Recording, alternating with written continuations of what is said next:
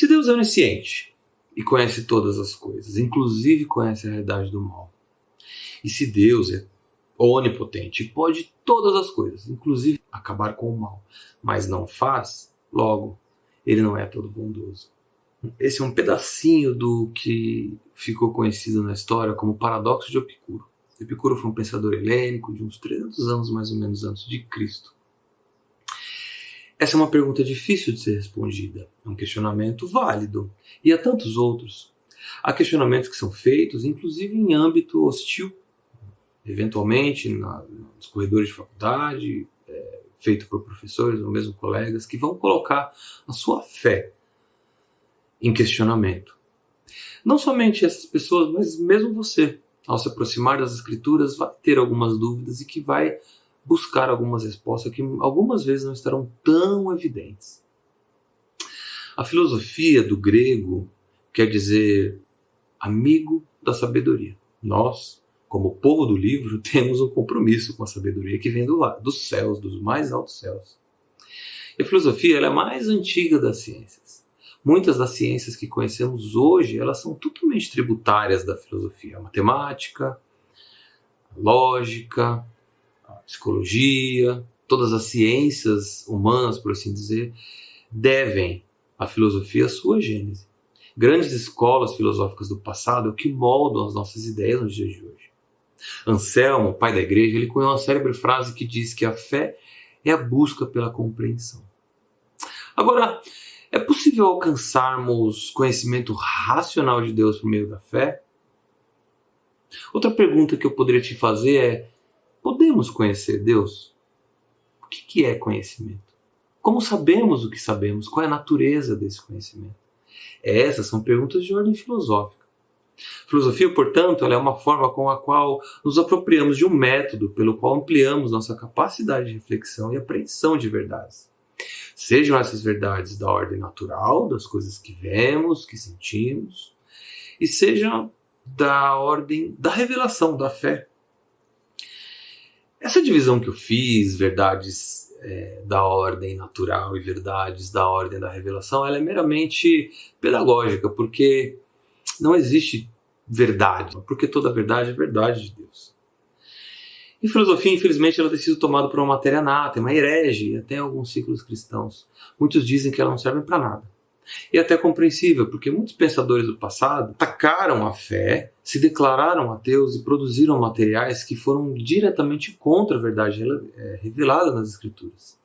Pensadores como Nietzsche, Bertrand Russell, Jean-Paul Sartre, Marx e até mesmo Freud, pelo lado da psicologia, atacaram a fé cristã.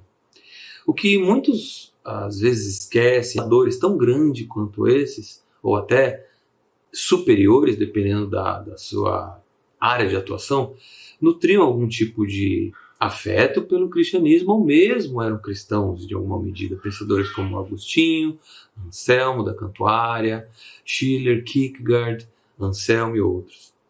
E aí amanhã você vai para um mundo plural, polifônico, cheio de ideias diferentes, diversas ideias. Te pergunto, como você vai falar de artigos da fé sem usar a linguagem religiosa? Ou o contrário, como você vai falar de questões da ordem da ciência e da sociedade, mas com uma perspectiva bíblica? Vivendo em uma sociedade com tantas vozes, mas que está plenamente fundamentada em um racionalismo, ainda que seja um racionalismo teórico, nos leva a uma condição de tentarmos entender quais são os meios para alcançarmos essas pessoas por meio de argumentos igualmente racionais. A gente habita nessa tradição. E para a gente ter algum tipo de relevância em nosso discurso, nós precisamos entender como que essa tradição racional se move. Eu me lembro agora do exemplo de Paulo em Atenas. Paulo, quando ele encontra filósofos epicureus e estoicos, ele parte do ponto onde eles estão para mostrar a relevância da fé. Com argumentos da fé, ele respondeu a essas escolas.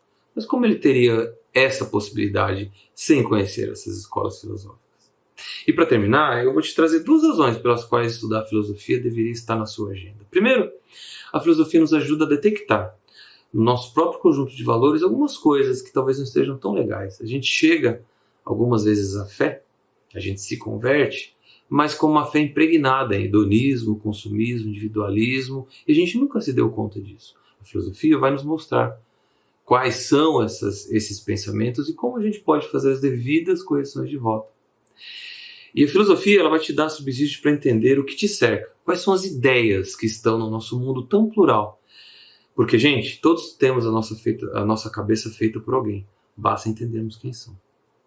Por isso eu queria deixar com vocês aqui algumas recomendações de livro para que você inicie os seus estudos em filosofia. Pensando nesse último ponto sobre que todos temos a nossa cabeça feita por alguém, eu queria indicar esse livro aqui, ó, As Ideias Têm Consequência, do Richard Weaver, editado pela Realizações, que ela fala sobre essa questão das ideias e como elas têm consequências. Um outro livro aqui, ó, do nosso pastor querido Luiz Saião, que ele faz uma abordagem sobre o mal dentro do Antigo Testamento.